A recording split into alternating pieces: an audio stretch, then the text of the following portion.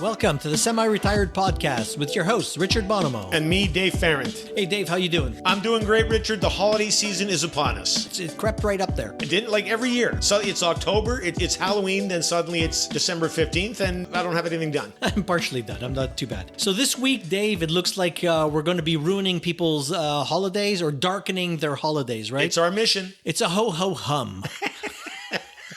I like that. Before we get there, I think you have a list of like holiday resolutions. I do indeed, Richard. But first, I need to thank you for the Christmas gift. The scented candle is so appreciated. As you know, things get a little rank here in the semi-retired studio. Yeah. And the sweater weather that you chose is fantastic. Oh, good. I'm glad you enjoyed it. But it's not me. In case you're wondering, it's not cologne or any kind of aftershave product. It's the scented candle.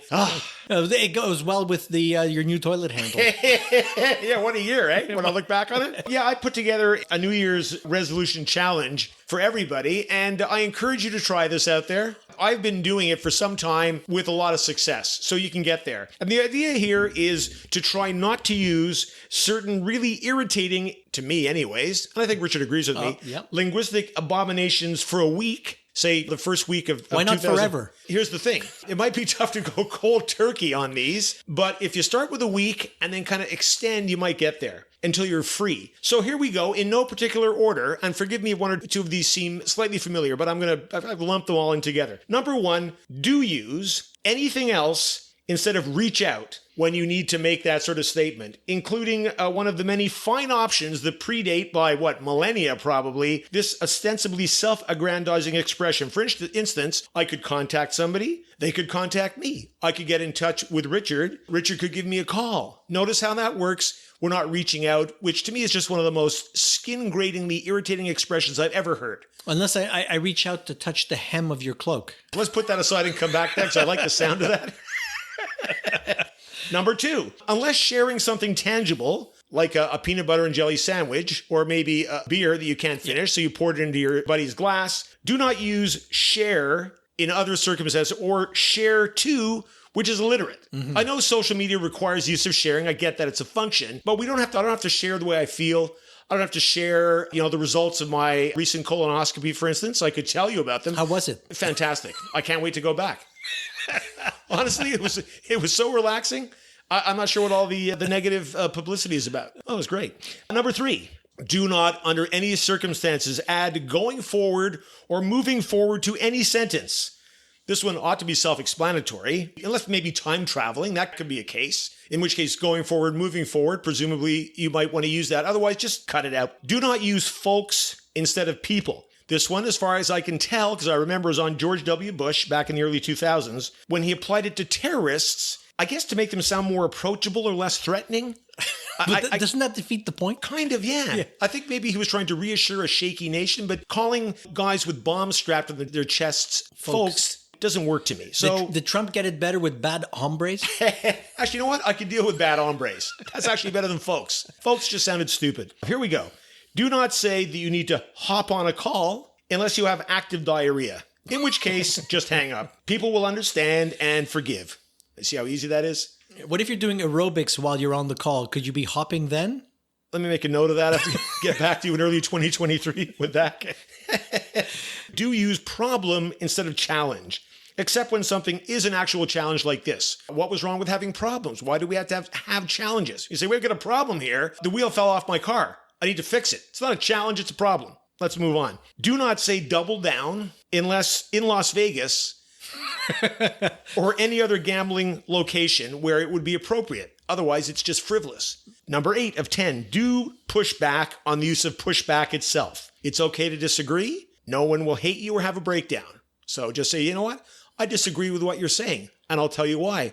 Pushing back, I don't know what that is. It's almost a reference to the physical act, like some guy pushes you and you push him back, right? Hey, they've taken it and they've made it a verbal statement now. That's triggering, Richard. I'm triggered. Don't trigger me, man. You're harshing my mellow.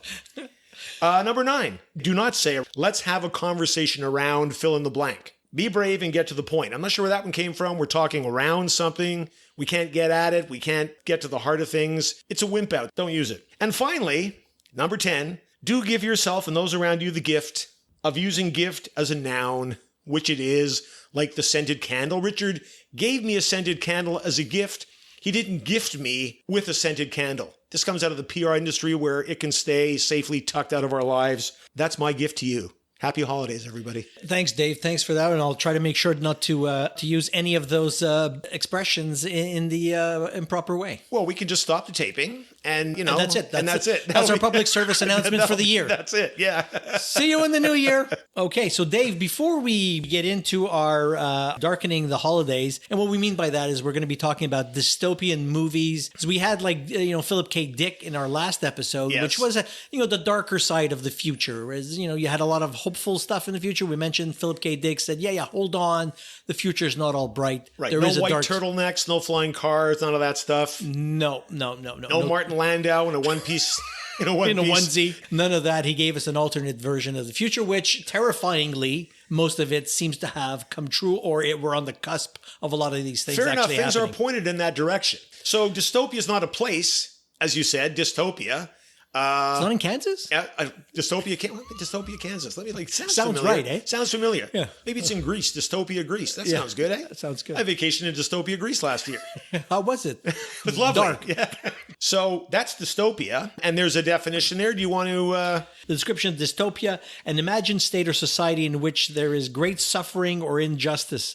Typically one that is totalitarian or post-apocalyptic. Totalitarian. Aren't you partially of Italian extraction? So you're not totalitarian. No, I'm half. Semi-Italian. Yeah. Like everything we do, everything it's we semi. do. That's right. And so for totalitarian, Dave? Totalitarian relates to a system of government that is centralized and dictatorial and requires complete subservience to the state. Like we can think of recent examples of that nature. So a dystopian movie could be totalitarian in nature, or it could be, Richard? Apocalyptic. So apocalypse, the complete final destruction of the world as described in the biblical book of Revelation. So that's a little... I haven't read that, but I've heard of it. An event involving destruction or damage on an awesome or catastrophic scale. See, there's the word awesome, which I don't think should be there. Hold on, I'm crossing it out on our notes. I don't disagree. That sounds like what happens after lunch at Chipotle. Yeah, because awesome is like a great thing. It's like you're right. Yeah, and here we're like, I don't think the destruction of the world, someone would go, whoa, dude, awesome. Oh, so just catastrophic scale. I prefer catastrophic. I'm with you on that. You may be awestruck by it, but I don't think you'd go awesome. I totally agree. Dude, epic. So we defined our terms. So we're going to start. We got 10 movies in a kind of an order. Dave's are in his chronological order. Mine are in chronological order, but when we meld the two, the minds don't necessarily meet. They won't follow in order. So you'll have to figure it out. I'm figuring it out now, actually. Yeah. I'm glad we made this spreadsheet. I see what you're saying, yes. Okay, so it looks like I'm off the top here, top of the roster, and I'm starting, as is my wont, some decades ago, in 1953, with a book written in 1895. It is The Original War of the Worlds by H.G. Wells. This is a movie I became aware of shortly after reading the book, way back in the 70s. I love the story. The basic idea is that Martians, in the case of the book, land in and around London, which is where H.G. Wells was located. In the movie, they land in and around California, which I guess is where, I was going to say Steven Spielberg is located, but it's not Spielberg. That was later. California, because it's where all the movie people are. So Martians come to Earth. They're incredibly advanced. We're given to understand that they've been eyeing our planet for some years, millennia even, because theirs is a dying world. And so they've decided they're going to come to Earth and they're going to take over our planet, bump all of us off, and use it for their new planet. So the Martians land, nobody knows what's going on. They land in multiple spots around the world, and there's a certain amount of tension and, tension and even just genuine curiosity. What are these things that have landed from seemingly another planet? Lo and behold, the Martians emerge from their spacecraft and they start hosing people down with these energy rays. And very quickly, it becomes apparent that the awesome catastrophe is in progress. And people have whether it was 1895, 1953, people have no way, we folks have no way of, see how that You're doesn't breaking work? all your rules. See how that doesn't work? Yeah. So folks didn't have a way of combating these Martian machines. And so we're basically on the run until what happens is that the smallest among us, the bacteria, bring down the Martians. Really? Exactly. That's what happens is we have no weapons that we can use against the Martians, but their exposure to our bacteria in our environment gradually weakens them and they start to die off.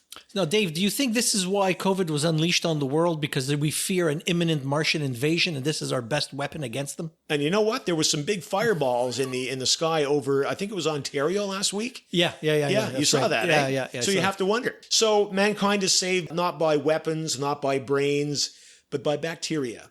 And I think there's a lesson there about how Mother Nature sort of, can right the wrong, if you will. Terrific movie. The special effects are obviously outdated from 1953. The actor's name is Gene Barry.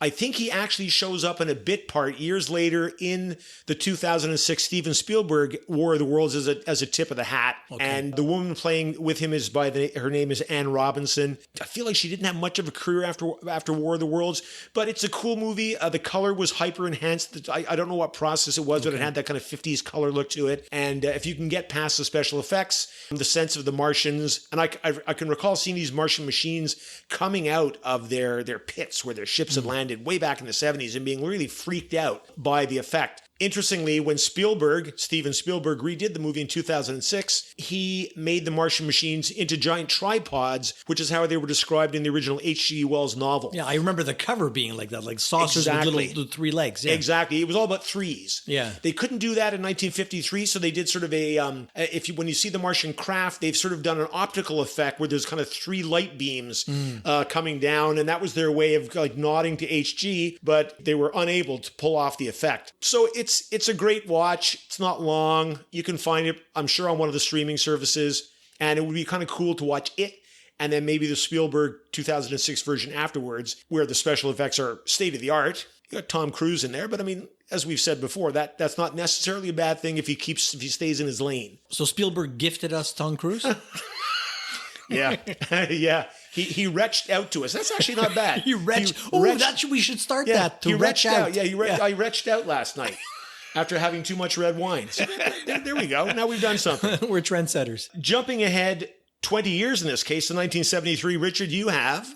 So if you've watched the 2 movies, I guess you might want to try to find the 1938 radio broadcast, right? Where Orson Welles read this out on the radio and scared the hell out of everyone. They thought there was an actual Martian invasion. And like people were freaking out, screaming, calling the police, everybody was panicking. It was quite a spectacle back then. I'm so glad you remember that. My parents got me the album, because this was that so long ago, a record album, so a 33 1/3 vinyl of the famous H.G. Wells broadcast, which claimed the Martians had landed in New Jersey, which, should have been a tip off to anybody, because if you were landing anywhere on Earth, it wouldn't be New Jersey. Right? Isn't that where the Hindenburg went down? I think you're right. Yeah. In 1937. Hold on. I'm seeing something here. Yeah. Yeah. Maybe the Martians were coming back for their toy. Can you pass me your highlighter?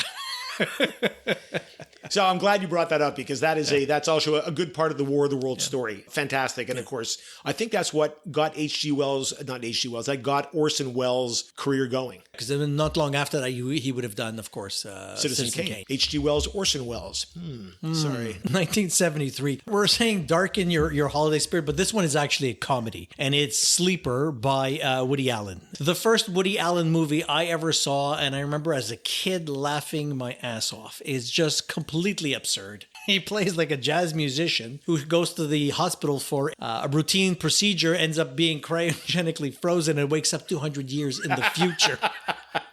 Has no freaking idea what's going on. He's illegally woken up by this sort of underground rebel group, and he gets recruited into their world. There's an evil leader that they want to eliminate, but at some point he has to hide out, and so there's all this. It's supposed to be the future as imagined by 1973. So they have like orgasm chambers, which look like a round phone booth you go in, and so at one point he's trying to hide, and he's hiding in the. Don't we have those?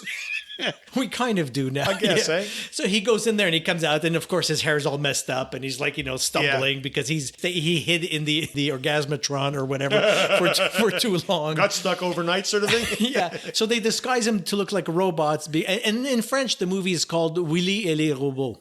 Oh, That's Or Woody et les robots. He has to hide himself as a robot, and the robots, they look like, they have their butler outfits with their gloves and stuff. And at one point, like the house he's hiding in has a big party, and they're passing around this sphere. It's like a silver sphere. Essentially, if you touch it, you get high. So the robots are passing it around. At one point, they pass it to Woody. He starts to get a little high, and of course, hilarity ensues as Woody gets high off the stoner ball, let's call it. So the plot is eventually he falls in with the rebels, and they hatch this plan where they're going to assassinate the leader. Something goes wrong. They're going to clone the leader because the leader had died, so they want to clone this guy, and all they have left is his nose.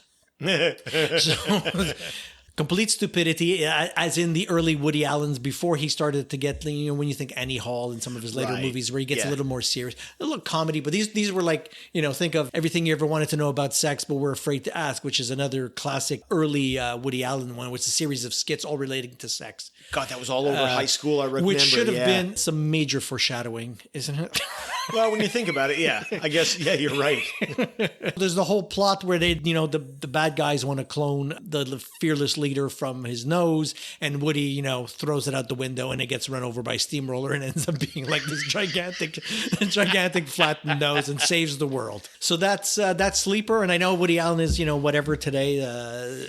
Somewhat tarnished reputation, should we say? Yeah. Tarnished reputation. And this would have been all, I'm guessing, before all that stuff happened. I'm not sure. This is 73. Yeah, I think all this came out quite a bit later, eh? And it's a classic Woody Allen, Diane Keaton movie, slapstick comedy. Oh, Diane Keaton's in it. Yeah, Diane Keaton plays the love interest in there. It's a funny movie. And, if you can look past, his reputation today, it's a funny movie at the time. I'll go dark after this. So yeah, I can imagine you're uncomfortable at the moment.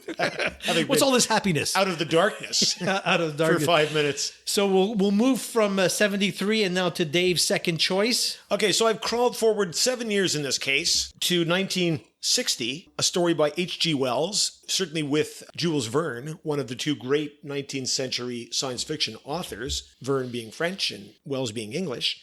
This book, The Time Machine, was published in 1898, whereas War of the Worlds was 1895. So we're right at the turn of the century here. We get an idea of what their concepts were. So The Time Machine in this case is directed by a guy called George Powell, who I neglected to mention, also directed War of the Worlds. So, I guess Powell was either, interested in science fiction, was good at it. I don't know. So we get the same director here. In this case, we're starring Rod Taylor and Yvette Mimieux. Taylor's this really kind of handsome Australian guy who was in The Birds, Alfred Hitchcock's The Birds. He's the man there who drives Tippi Hedren up to the country place and winds up saving her from the birds, in a whole other universe and movie. And Yvette Mimieux, who's great in this movie. And what this is about is a scientist in late Victorian London, very kind of, waistcoats and smoking pipes and all that business, stalker hats. And he has built himself a time machine with the intention of exploring time. He's like an eccentric guy, and he has his colleagues over to his house in London once a week for sort of one of these great, where they sit around and talk about important subjects, science and things. And his colleagues show up for this one meeting, 6 of them or something, and our hero is not there. And they're like, what? He's late. How can he do this to us? We're important men. He's keeping us from our work. Just then he staggers into the dining room, and like his hair is messed up and his shirt's torn, and he's got kind of, theatrical dirt on his face.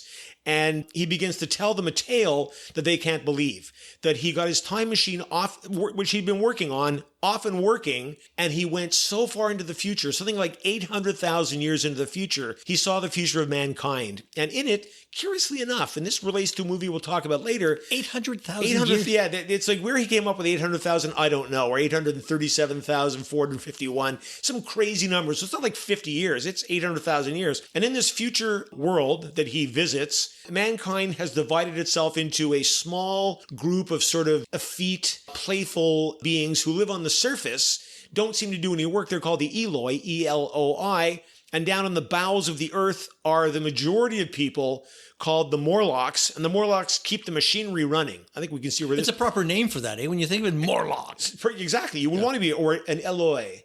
Eloi. Again, I think we can see parallels to, economic stratification of society. This is Wells in 1890, into the 19th century. Clearly, that division was present in his society. We seem to have worked our way out of it a bit in the mid-20th century. Now we're kind of headed back in again, except everybody has TVs and phones, but same thing going on. So he tells this story about his journeys while he's with the Morlocks. with the Eloi rather. That's where he gets involved with this Eloi woman who's played by Yvette Mimieux, and a little bit of a love story develops there, and he winds up barely escaping from the Morlocks, who are coming to get him because he represents a threat to their whatever the social order of their world. Towards the end of the movie, he gets back to London with this information and tells his tale to his astonished colleagues, and that's kind of the heart of the story. So there's no like, oh, we should end life now because in 800,000 years things will go to shit. Well, we got time to think about it if that's the case. Yeah, we could sort of... we could put it off for 799,000 years. For sure. Certainly relaxed for today. So again, given the times in 1960, special effects are not the hero, but they're decent enough. And it's great to see his time machine because it's not like we would expect it to... It's actually very... What you might think a late Victorian time machine would look at. It's all made out of like brass and... Steampunk. And velvet. It's very steampunky. Thank you. Yeah. Thank you for pushing back there. And well, I wanted to reach out and give you that. Of course you did, yeah. Keep doing that, I'm calling the cops. Yeah, it's a great look, and Rod Taylor is just kind of solid in it, sort of thing, just like he was in The Birds, and can't go wrong. And he plays guitar for the Rolling Stones. So Mick Taylor. Sorry. Mick Taylor, such as it was, yeah. So not that dark in this case. A little bit dark. Well, it's dark in the future, not in the present. Although, mind you, Victorian England would have been pretty dark too. Yeah, it's all relatively speaking. Yeah. And it's interesting when people invent the time machine, everybody wants to go into the past, right? You want to go back and assassinate Hitler. You want to do whatever. But they take it forward, which is not the way that you normally see. Right? Exactly as I pointed out when using going forward earlier. Yes. See, this is an appropriate use of moving or going forward. Say, I'm going to take my time machine and move forward or go forward 800,000 years. Okay, so I haven't violated edict number 3. No, you're good there, sort of thing. But your point is well taken that, yeah, this is one of the rare stories I can think of where the traveler goes forward and sees how things are going to go. I've never seen it. I may have read the book. I read a bunch of H.G. Wells stuff at one point, but a lot of the stuff I read voraciously when I was younger. I read so many books that half the time I don't know what I've read anymore. So, Richard, coming on the heels of The Time Machine, we have from you Logan's Run. That Logan's Run, that's right, from 1976, based on the book from 1967. It's set in the year 2074. With Michael York, and Farrah Fawcett has a very small role in this one. Yeah, she appears at one point. It's one of her early roles. And Michael York apparently saw her playing tennis and was obsessed with her and actually somehow arranged for her to be in the movie. So she has a minor role. And then like that year or a year later, she, of course, gets picked up on Charlie's Angels. He was hitting on her? I don't know how he saw her in playing tennis. That's the story I read. Recommended, say, we got to have her in the movie. So they gave her, there's a bit part and she plays in the movie. Entirely understandable if I remember the photographs of Ms. Fawcett from the mid-70s. Yeah. So the story is set in the future in a world where our main character plays a Sandman whose job it is to eliminate the runners. In the future, they've decided that the optimum age is everybody lives to 30. And at 30, the crystal that's implanted into your hand will glow. And so you go to Carousel. What's Carousel? It's kind of like a carousel with the horses, except you sort of fly in a circle in the air and lasers destroy you. Wow. Yeah, it's kind of dark. It's not a pretty... it's quite imaginative, yeah. And I think in the book it happens at 18, and if for the movie they decided to add it to 30 because everybody was too old. Oh, yeah. Well, Most of the cast was over 30. Yeah, well, 30, so, yeah. I think Michael York is, at that point, he's might be like 32, 33, something like that.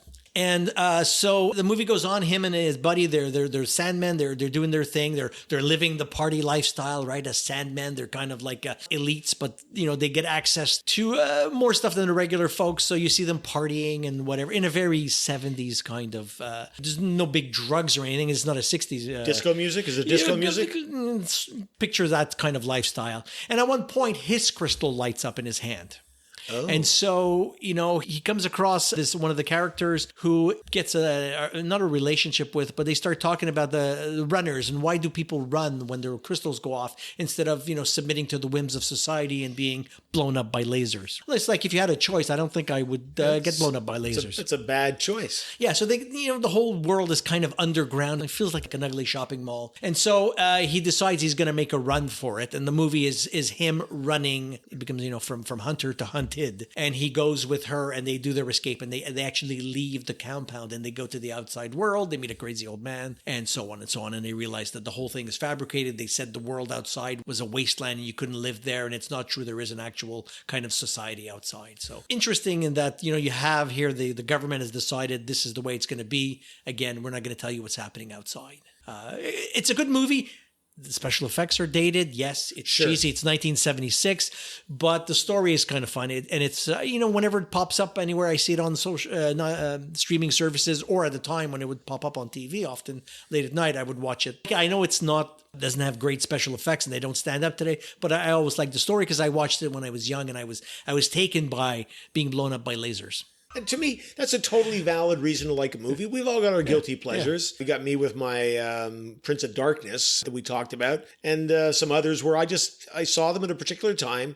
They stuck in me, and I'll always like them probably. And it's got pretty Christmas-like lights, but they blow up people. So it's perfect for the holidays. Indeed, yeah.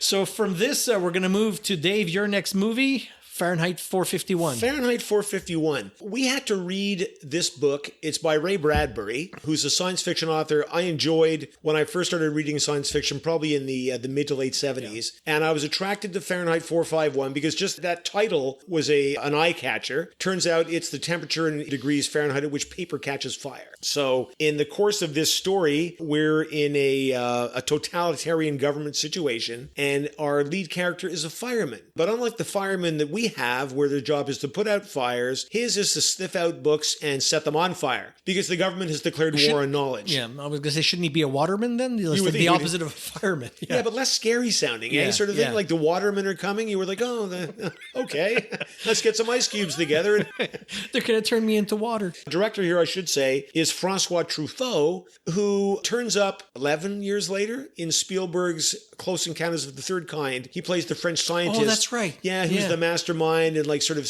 doesn't seem at all surprised the aliens have showed up, and he's teaching Richard Dreyfuss how to mimic their sounds and all this business. Yeah. So this is Truffaut directing in the mid-60s. Got a very mid-60s vibe to it. It really feels like swinging London in a sense. It's lots of graphic shapes and bright colors or monochrome stuff. Julie Christie is in it. She who had recently been in Dr. Zhivago, so this was her peak period. She played Lara. And just a great story here about probably the germ of the idea came from the Nazis burning books in the years prior to World War II. And in this case, the government had, again, declared war on knowledge. And this fireman character goes from being sort of mindlessly dedicated to his job, like I burn books, and he begins to suspect there's something darker going on and begins to rebel against the system. And that's the heart of the story. I don't want to give everything away, but that's kind of where it's at. And then, okay, back over to you. Oh, a classic. Yes, 1984. The most dystopian of dystopian movies. Such a great movie. And I remember reading the book. Yeah. I must have been late teens, early 20s, possibly, working in pharmacy. And there was a little bookstore there, and I had picked up the book. I had never heard of it. And I read this thing and I was enthralled by it. Yeah. I just loved the story. It was dark. It's uncomfortable. It's of its time. So it's not super spooky or anything like just some of the horror fiction you would read today. All the language of it, like Ingsoc. Yeah, Ingsoc, the Ministry of Truth. Ministry of Truth, yeah. The 2-minute hate. Yeah. The thought police. All these things that have become part of our common language today. So the premise is that this is guys. He's a word. I love the description on IMDb. I just got to read this. In a totalitarian. Here it goes. Be proud of your heritage. Go for it. Total Italy.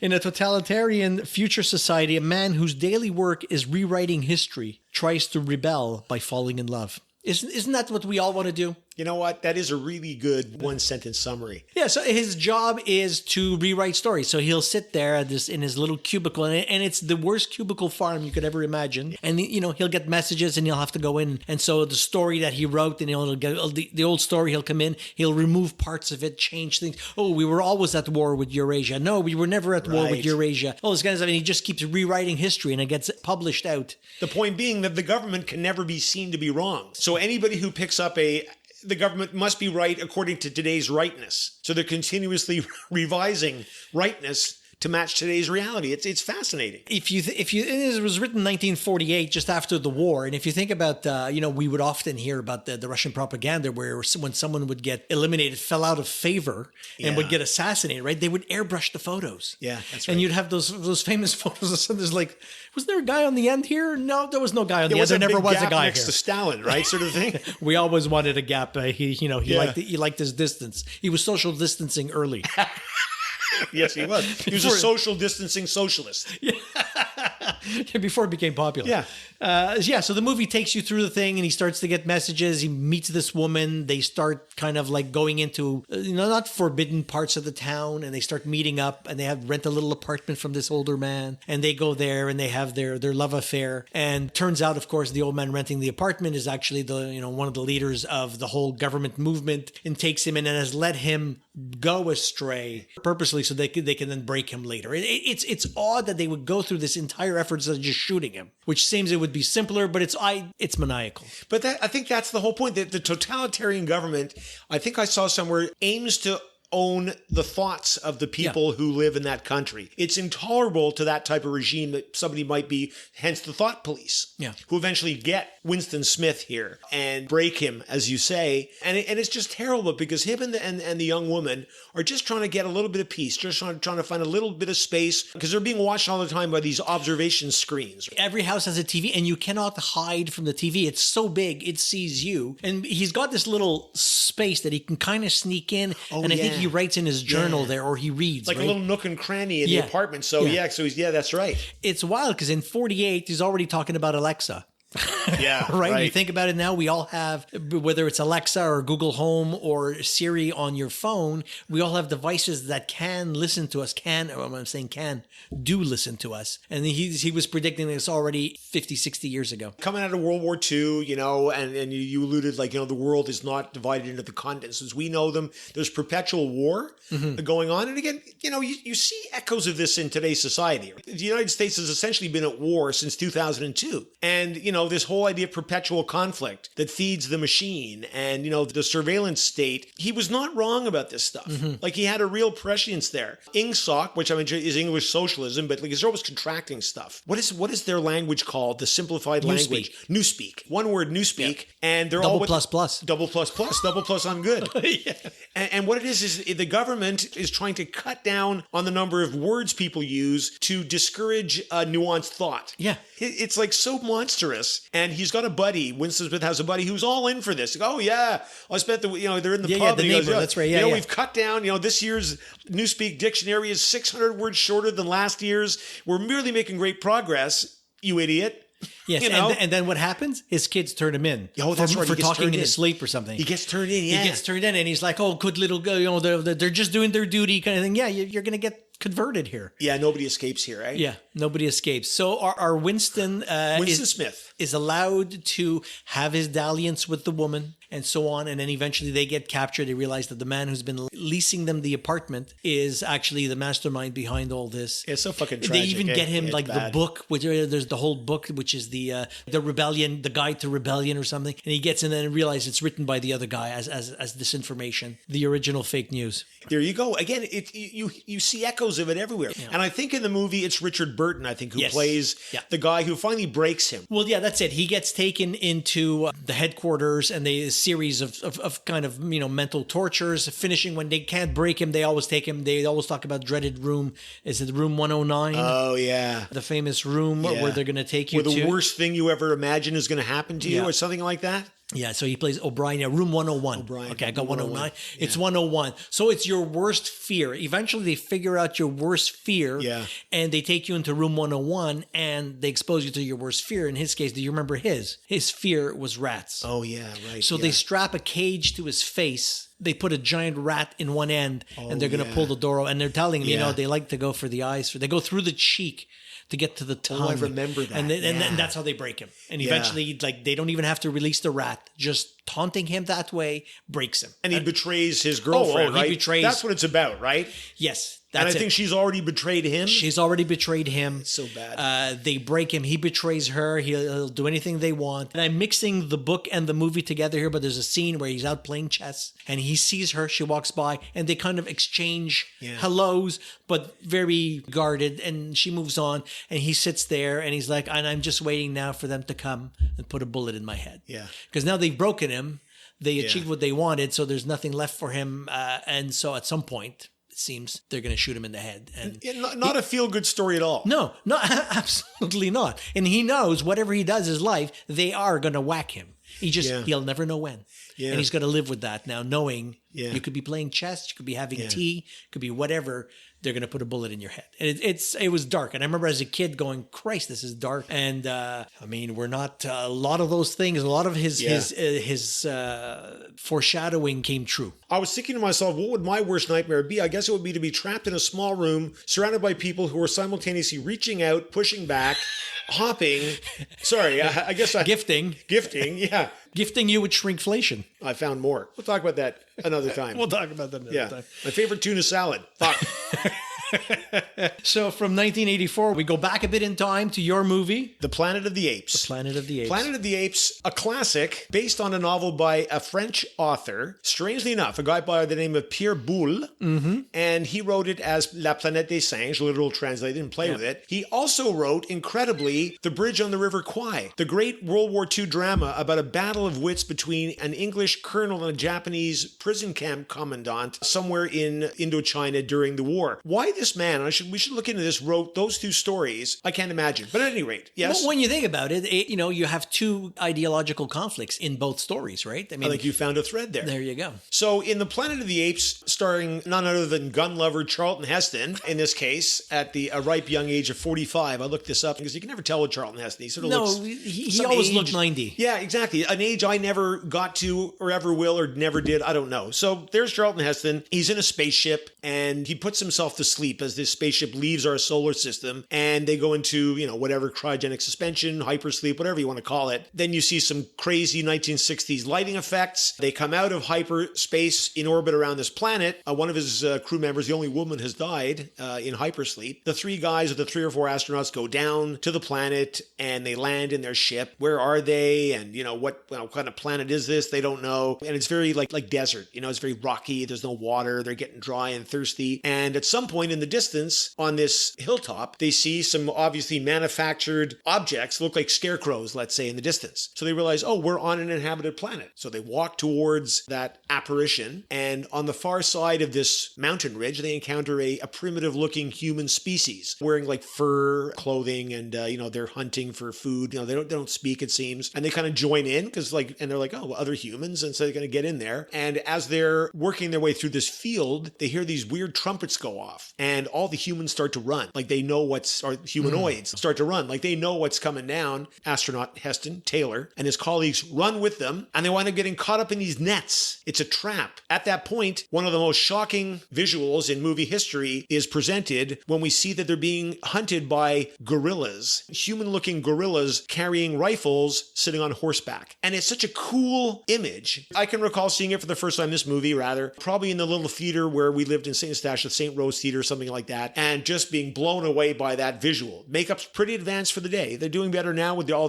the different sequels, but it's pretty good. Heston and his buddies come too. They're in this weird-looking little village. The apes are there. There's a hierarchical society in place. There's orangutans who seem to be the wise older ones. There's the gorillas who are not, the enforcers, not surprisingly. Yeah, that's right. The army guys tend to be gorillas, right? Exactly. Yeah. And not so muscular. Yeah. And then the chimpanzees are the kind of smarter scientist types. What happens here is that Taylor, the Charlton Heston character, he's been wounded by a bullet in the neck, so he can't speak, but he's trying to communicate with the chimpanzee scientists, one of whom, a woman, it's Kim Hunter, I think, is playing Dr. Zira, takes an interest in Taylor and why does he keep making signs? And at one point, he actually writes a word or draws something in the sand, and she freaks out. And it turns out that this ape society has kind of a distant memory of a time when apes were not in charge of the planet as they are now, and that humans are in fact a mortal danger to the ape species. As the story progresses, progresses. Heston's voice heals. He kind of makes friends with the two apes. It's Roddy McDowell, who's kind of like a human R2-D2 when you think about it. And they start to communicate, and he asks them disturbing questions like, why are you so afraid of me and my kind? Anyways, the story progresses, and he eventually escapes, does Taylor, the Charlton Heston character, from his ape guards. I think maybe the chimpanzees help him, and he goes riding off to the Forbidden Land, as they call it. And when he gets there, he's on the coast of this continent where the story's located, and he finds a cave, and up in the cave, he's digging through,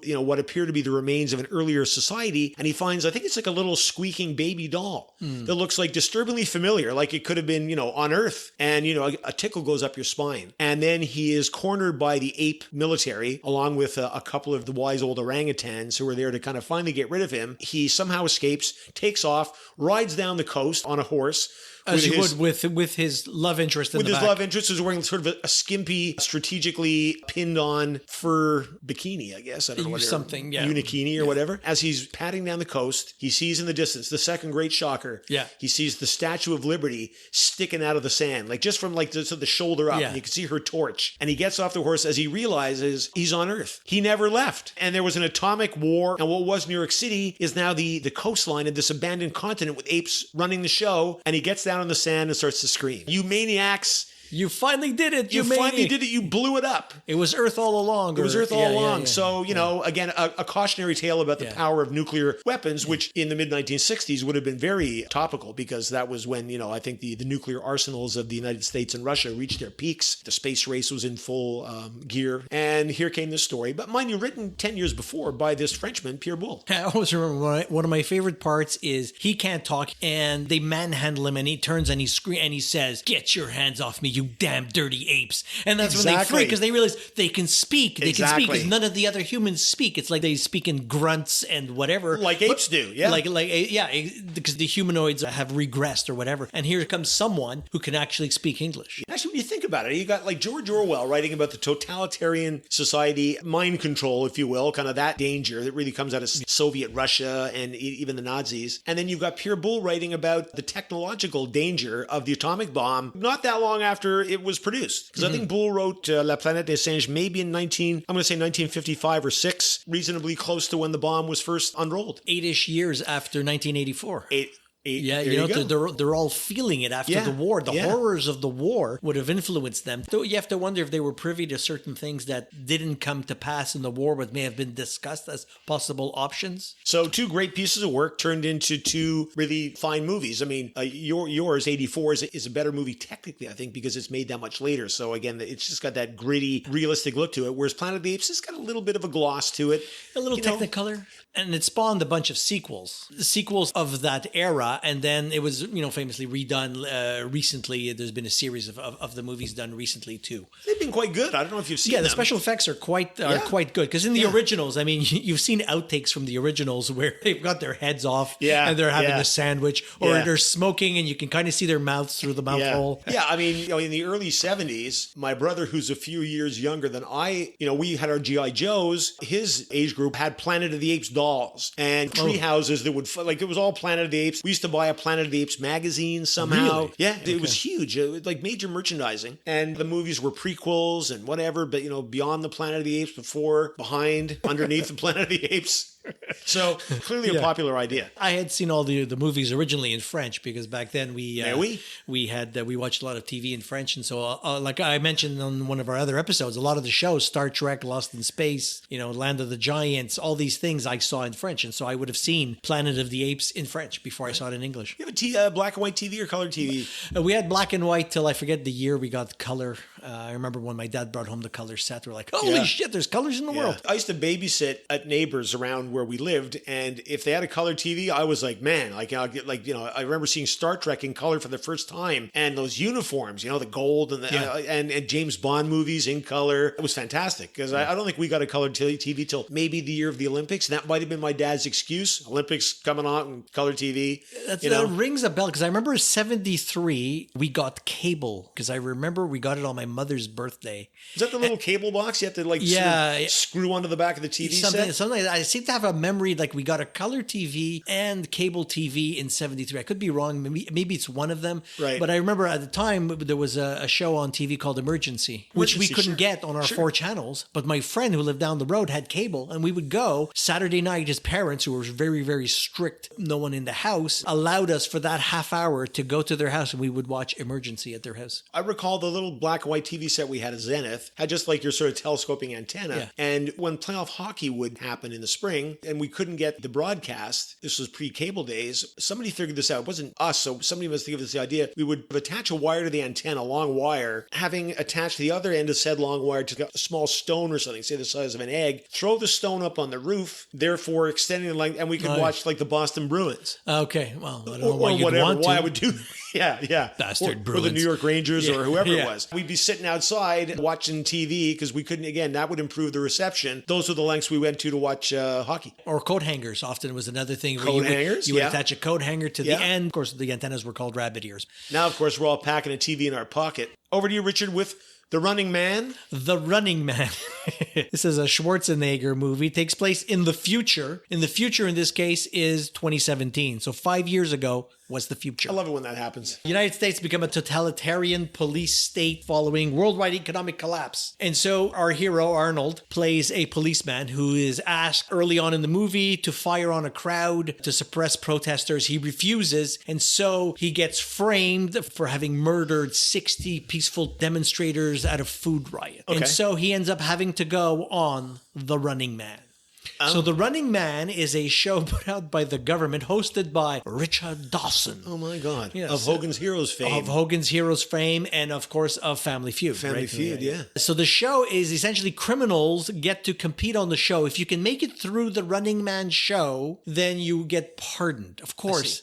No one ever makes it off. Everyone gets killed. Of course. And so he gets sent there and he meets Maria Conchita Alonso, who was a popular actress at the time. Yeah, right. And so they kind of like team up and sort of go through the game show. And it's set like, think of Total Recall with not the greatest sets in the world. It's kind of dark. Right. Everything looks like it might be sheet metal and cardboard. and the heroes of the show are like these guys who have, like, one of them I think has chainsaws for arms, right? And he sings this operatic song as he cuts you to pieces. I've seen that visual. I know what you're talking about. Yeah. So, and all of them have these outlandish freaking weapons. And so, he fights his way through because he's Arnold. And he fights his way through the thing and eventually gets onto the show and frees himself by confronting the Richard Dawson or whatever. So, of course, typical Schwarzenegger will overcome the big odds and get to the end and fight off and try to save the world by, exposing what's actually going on to the world, right? That this show is run by the police. Nobody has a chance. The people you say made it out were all murdered. Like they'll say, and such a criminal made it out, whatever. No, they're all basically murdered on the show. And everything is filmed, right? Then everybody's watching. And people are having parties, right? They're in their homes drinking champagne and they're watching the guys get slaughtered, or in this case, he's making his way through and people are starting to freak out because he's getting further and further along. And Richard Dawson's kind of evil here, right? Yeah. If I'm not mistaken. Yeah, he's in on the whole thing. He's the game show host, but he's also in on it. And so this is based on a novella by Stephen King, writing under his pseudonym at the time, Richard Bachman. Oh, Bachman, yeah. Yeah, he did a few of those. I never read any of those, yeah. So this is 1982. So 1982 novella. A novel of the same name. What I found interesting when I was looking this up is that it's directed by Paul Michael Glaser. Why do I know that name? Why do you know that name? I don't know. He was on a little show called Starsky and Hutch.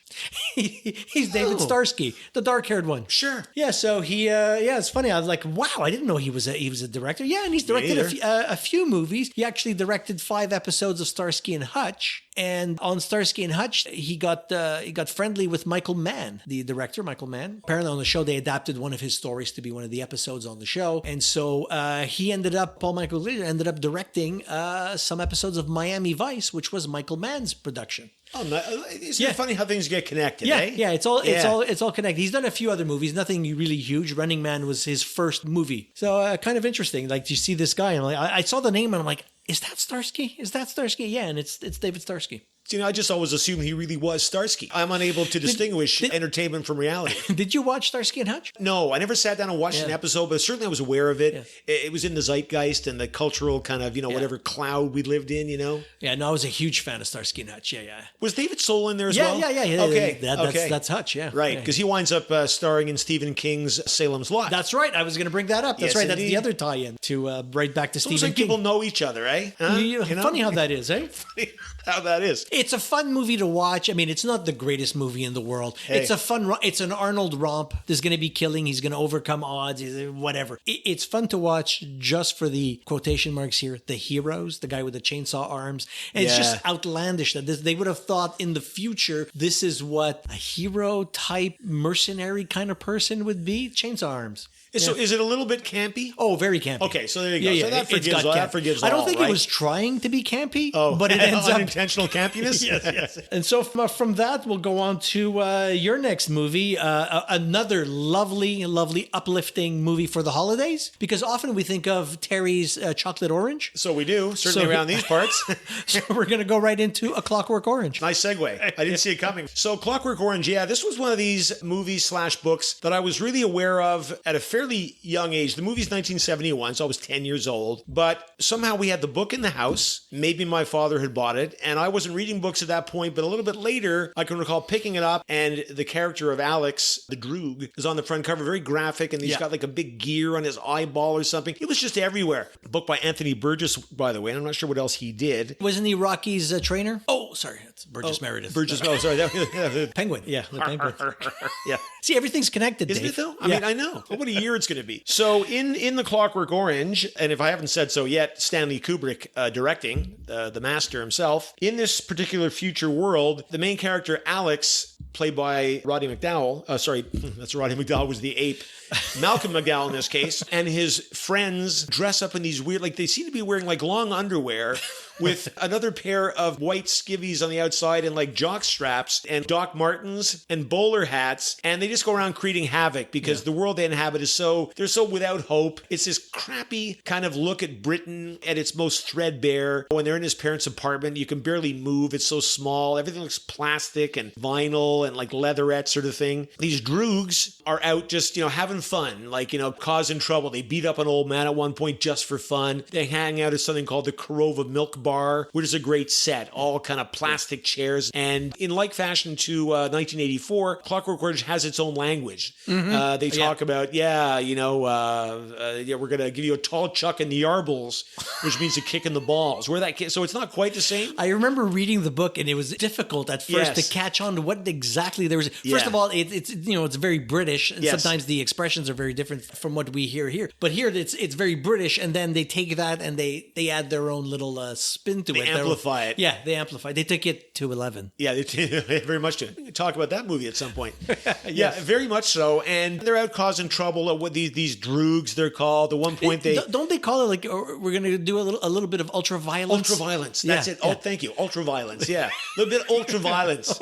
And they go to this woman's house. I can't remember why. Yeah. Oh, and Alex, again, it's the Malcolm McDowell character, menaces her. Actually, I think he kills her with this huge ceramic penis that he's wielding. Yeah, I think he does more than kill her. Does he? Oh, yeah. Really, eh? I think so, yeah. At least I'm pretty sure in the book he does more than kill her. Yeah. So it's just a really macabre scene. Oh, yeah. I think the authorities get a hold of him and they decide that they want to discipline him or prevent him from these deviant behaviors. So they make him watch an endless series of horrible movies like violence. His own dose of ultraviolence. His own dose of ultraviolence while keeping his eyeballs propped open with these metal contraptions. So he's stuck in his chair and he can't blink. And somebody keeps dropping like icing into his eyes. Because, you wouldn't want him to injure his eyes. No, you wouldn't. Yeah, they're trying to cure him of his addiction to the old ultraviolence. Yeah. It's one of these iconic books. I read it. I don't recall much about reading other than the tall chuck and the Yarbles and having the same difficulty you had. mad. I have to keep going back. What is a tall Chuck? What is a Yarble? Whatever. Stylishly directed by Stanley Kubrick. I'm not sure another director that I can think of could have done that, and left behind some disturbing images. A close member of my family was telling me last week that back in the early 70s, over Christmas this particular year, all the kids, cousins, and that were up at a country place somewhere up north, and the parents had gotten maybe into the mulled wine a little too heavily the night before, and so gave the kids like some money and said, hey, why don't you go into town and watch a movie? Just, get out of here while our hangovers dissipate. And the only movie showing is The Clockwork Orange. Around Christmas time. Yeah, literally. Around Terry's Christmas Orange. Exactly. Terry's Christmas Orange. So they went in, okay, all got traumatized. I'm sure. Still paying for it 50 years later. It's quite the film. The book is also very graphic and a bit like 1984. They try to break you and rebuild you in such a way. He runs into his old buddies, right? After he's been converted, and his buddies are now cops, right? Corrupt cops. And do they give him a beating? I think they might, eh? If they didn't, they should have. It would have fit in with the theme. Because he's the only one. They were there, but I think he's the only one who got caught. So no happy ending here. No. In fact, I don't recall specifically how the movie ends, but it wasn't happy. So appropriate for our season's greetings. Yeah. Indeed. So back over to you with Johnny Mnemonic. Johnny Mnemonic. Yeah, so I've got a few on my list. I keep coming across these kind of like movies that were made in a period where the sets are a little bit cheesy and maybe not a lot of money was spent on the movies. Think of Total Recall. The money was probably spent on the actors, not necessarily on the cars. The Running Man, the same sort of way. So Johnny Mnemonic is based on a story by William Gibson, the man who coined the term cyberpunk. Right? Oh, neat. He's a great writer. It's a bit hard to read sometimes, some of his books. I read a few of them. Very interesting stuff. We could probably do a nice dive on him at some point and his influence on culture today. I'm making a note. So the idea is this is set in the future. Johnny Mnemonic, played by Keanu Reeves.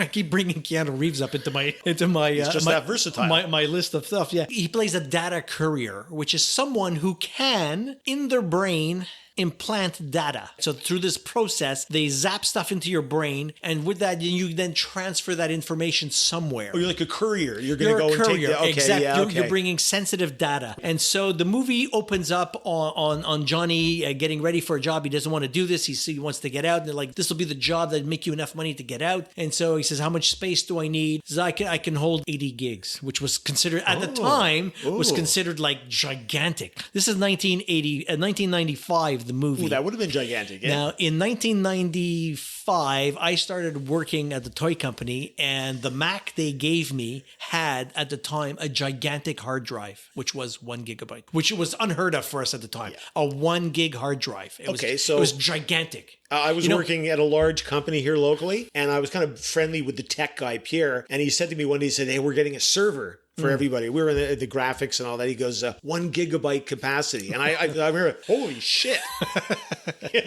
We download We're never going to run out. We download movies now that are bigger than that. Yeah, I know, eh? What happened? Yeah, so essentially he's got this thing, but he, the job is going to be big. He goes, yeah, I have this space. So he enacts this like doubler in his brain to get more capacity, because they're saying he needs 80 gigs. He's only got 40 gigs in his head or something. What a great idea. So I remember at the time when I had a Mac, there was a program called RAM Doubler, which was essentially like a virtual memory kind of scheme. You would install this on your Mac. It would use part of your drive as virtual memory. Okay, gotcha. Which happens today, but we just don't see know how that works. Yeah, okay. Yeah, all computers do it now. It's just, we don't even think about it. But back then, this was a big thing. And I remember upgrading my computer because the one I had couldn't support RAM Doubler, and I needed to go from 8 megs to 16 megs. We're talking megabytes here.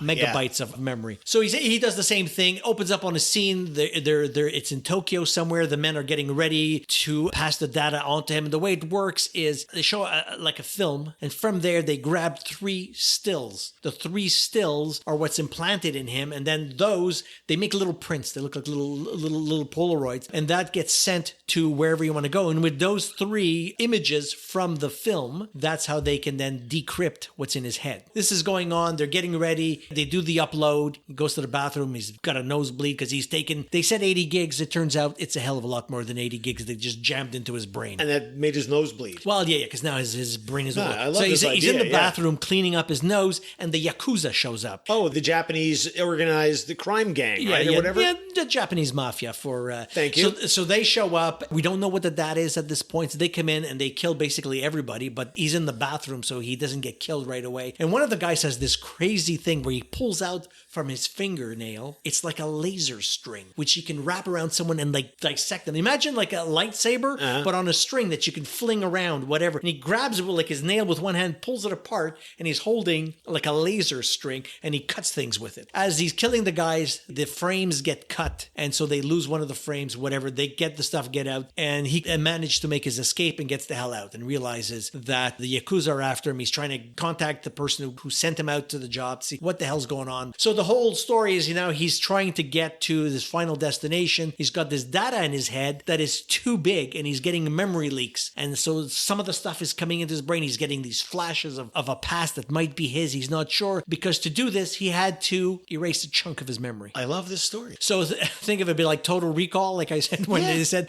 just find his vacation, take out those 2 weeks. Yeah. This is sort of on that same line where they erase parts of his memory, right? Yeah. And so the movie goes on, and he has to find his way. He runs into a few characters, kind of underground thing. He runs into this woman who offers to be his bodyguard, but she's suffering from some sort of disease. Every so often she goes like into this sort of epileptic seizure. Turns out it's something called the Black Shakes, which is a disease that is afflicting the world. It's killing people everywhere. There's no cure, and so on. She hooks him up with this doctor. He goes there, he starts looking, and he realizes he's got the cure for the Black Shakes in his head. That's what they implanted him there. And they wanted to release this publicly, but the pharmaceutical company hires the Yakuza to get the thing because they don't want the cure to be released. Ooh. They want to release it slowly so they can make money. Does it sound familiar, Dave? I love a story with an evil pharmaceutical company. Oh, yeah. So as the story goes on, he goes out. So he meets these people who are like, they're not high-tech guys. They're low-tech. They use different kinds of things. They live up in a bridge. And it's filmed in Toronto and Montreal. Oh, that's fun. Yeah, so it's kind of cool. Do you recognize the locations? Well, I just came across that. I didn't realize that. So I'm going to rewatch it and look for the landmarks. I love doing that. Yeah. I'm going to watch this one very soon, actually. I like the sound of the story. It's interesting. There's a bit of, VR in there as Keanu tries to get in and try to figure out what the hell's going on. And eventually, yes, they get out. They end up, after fighting some villains, a crazy priest-like guy who is quite the character. You gotta see that. I forget. Is it Dolph Lundgren who plays him? I was about to say. It might be Dolph Lundgren who plays him. Yeah. You're holding out on me because I see Mr. Lundgren's name here. Yeah, Dolph Lundgren is there. Yeah. That's right. He plays this crazy preacher guy who's like cybernetically enhanced, who's been hired now because the Yakuza can't do the job properly, so they hire him to go and finish the job. Whoever he runs into, he just kills. There's a big climactic end where he meets his end, let's say, at the climactic end. And they broadcast the cure to everybody, and basically they save the world. I never read the story. I read a bunch of stuff by Gibson, but I didn't read this one. But the film is fun, yes. Doesn't have the greatest special effects, does not a lot of effects in it anyways, and it's Keanu Reeves at his sort of woodenest. It's a fun story. Just the idea of jamming data into your head. I love today it. we would put it on a USB key. Yeah, but I'm totally intrigued by this. Or maybe Dropbox. This was Drophead. Yeah, exactly. Drophead, yeah. This is a quick tangent. You like him in the John Wick movies? Oh, yeah. Okay, that's like perfect environment for him. Keanu Reeves, this is. Yeah, and I find he does a really good job there because he's not forced to act outside his comfort zone. Yeah, exactly. Okay? Exactly. So when you push him, I don't know if you ever saw him in The Days of Innocence. Nope. Or even in Dracula. He's pretty wooden in Dracula. He's very young. No. I think as he's gotten older, he's been able to choose roles that suit him better. Yeah. I thought he was good in A Scanner Darkly. Yeah, I thought he was great there. Yeah. You got to know your limits, I think is what it boils down to. I've seen him in another movie, I think called Thumbsucker. Never heard of it. Which was kind of interesting. Yeah, he plays, I think, a psychiatrist who has a patient who has a chronic habit of sucking their thumb. Really? It's a good role for him. Right. It's subdued. Well, it was like Neo in The Matrix. He was perfect for that. Because, it's very cartoonish in a sense, and it's a very stylized movie. He's kind of a very stylized actor. Apparently a really nice guy. Apparently very, very nice guy. Still rides the subway, apparently. There you go. Yeah. So, Dave, we move on to you, to a little something tasty, maybe? Yes, a 22-year chronological retreat for me, back to 1973 when I'm really comfortable. And this is Soylent Green. Mr. Heston is back, this time paired up with Edward G. Robinson, I think in one of his last, if not his last movie appearance. And this was directed by, more connection here, a gentleman by the name of Richard Fleischer, who also directed 20,000 Leagues Under the Sea, written by Jules Verne. Oh, there we go. Who was one of the great 19th century science fiction authors we talked about, so connections here. I'll read the little blurb off the IMDb here. A nightmarish, certainly, is futuristic fantasy about the controlling power of big corporations, again, Yet again, an innocent cop, that would be Charlton, who stumbles upon the truth. And this is a world where, for various reasons, food supplies are running out. Probably first thing happened was inflation ran rampant. And then after that, the supplies started to diminish. And lo and behold... Is this what we can expect in a couple years? This is what I'm thinking. Okay. Here's what I'm thinking. Maybe this is all tied into the shrinkflation that I've been experiencing. So this cop, in this case, Charlton Heston, figures out, I think he's in Los Angeles, and, society's broken down, and he figures out that the food source that the government is distributing to keep its population alive is coming from, shall we say, his ex-neighbors. And that people, it's people. It's Soylent people. Green is people. Soylent Green is people. I think that was the movie tagline, right? That what they've done, the government in their desperation, is they're basically grinding and spicing up humans and selling the results as Soylent Green. Theoretically, something that's environmentally friendly, hence the green. Well, it is recycled. It's recycled. Thank you. There it is. I was looking for the handle there. And Charlton figures this out. At this point, my memory goes completely blank. I had intended to rewatch it just for the taping of this particular show, and I failed. Richard, I failed you. I failed the audience. I can't go much further, except that this is the second Charlton movie in the dystopian collection. There was this, and of course he was Taylor in Planet of the Apes. Does this indicate a certain dystopian frame of mind that Mr. Heston was in, and perhaps when his agents were shopping for movies, they said, yeah, this is what we want our boy to do? I saw the movie, but I have very little... I remember two scenes. One is him saying, it's people. Soylent Green is people. And the other one is Edward G. Robinson pedaling a bike. I think that I'm not sure if he's generating electricity or something in the apartment, and he's pedaling. And that's what and I remember looking at it going, is that Edward G. Robinson? The guy who played in all the gangster movies I love so much? Yeah, it was were him. you a fan of the old gangster movies? Oh, yeah. Oh, no kidding, yeah.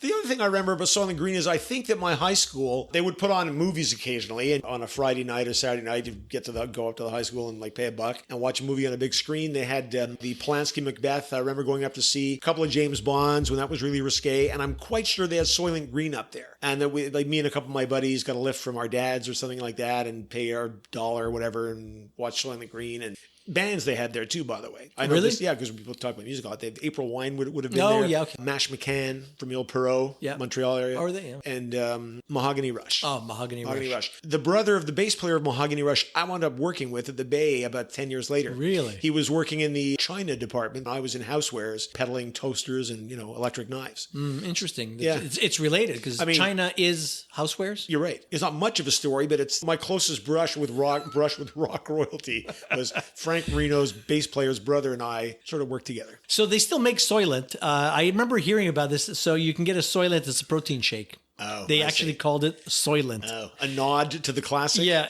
and the bottle has a bit of green on it. Fresh looking? It's funny that they would bother to go there because anybody who's seen the movie or knows of Soylent Green, it seems odd that you would name a shake after something made of people. Yeah. It's people! So Charlton, does he have any more lines than that? Besides, you can't take my guns, you bastards. Not that I can recall in this movie. Like I say, I intended to rewatch it, so I feel like I'm delivering substandard podcast value on this particular movie. But we think of Charlton Heston, right? Yeah. I mean, those are the two lines that come to me. He's been in tons of other things, but those to me are the iconic lines. I'm not even sure, other than Planet of the Apes and Soylent Green, I can't even think what else I've seen him in. Oh, I can't. Oh, the biblical movies, right? Oh, he was always playing, Moses and things like that. Yes, because Moses was a white American. Of course he was. Let's not forget. Yeah. So, over to you, Richard. This time, I'm really curious about this one. It is 1995's Waterworld. Yes, and I remember when I put this on the list, you said, "Oh, you're going there," and I said, "Yes, I'm going there. I'm not actually going to Waterworld, but I will talk about it." Well, I said that because I had heard it described in more than one case as one of the worst movies of all time. I loved the concept when it was I remember it was being talked about. Yeah, Waterworld, Kevin Costner, coming off of Dances with Wolves and big budget, and then it was just panned in the press. And I've never been brave, even though it won't cost me anything more than a couple hours of my time now. It's sitting up there on one of the streaming services. But you went there in that sense, and I'm really curious to hear. So, yeah, he went from Dances with Wolves to Swim with the Fishes. I had to do it. Yeah. At the time, it was the most expensive movie ever made, and the budget, $175 million. So everybody remembers it as a flop, but box office it made $264 million. So it actually made an extra, money. Okay. made $100 million. Okay. It's a long movie, 135 minutes, and essentially the world as the ice caps have melted, and we're basically a water world. Right. I thought it was, in case nobody caught that. Not sure I knew that, actually. And so it's set sometime in the future. And so our hero plays the mariner. So he's got his boat and he's he goes around trading from place to place. And so there's the idea of this mythical area where there's supposed to be land because the whole world is underwater. It's Right. flooded. Okay. And so he goes out on his boat. He comes across a series of adventures. There's villages where he will trade for things. He'll catch fish or whatever he'll come across. He'll go diving, right, and find wrecks and bring stuff up. At some point, he manages to trade or to take on Gene Triplehorn and a younger girl, and they go with him. And it's kind of like Mad Max, but instead of being in sand, it's on the water. Well, that says a lot. It's a very compact sentence there. Yeah. So Dennis Hopper plays the bad guy in this. Okay. Yeah. So Dennis Hopper lives on, I forget if it's a big boat or if it's on an oil rig. They have the last of the gasoline, or as they call it, go juice. Oh.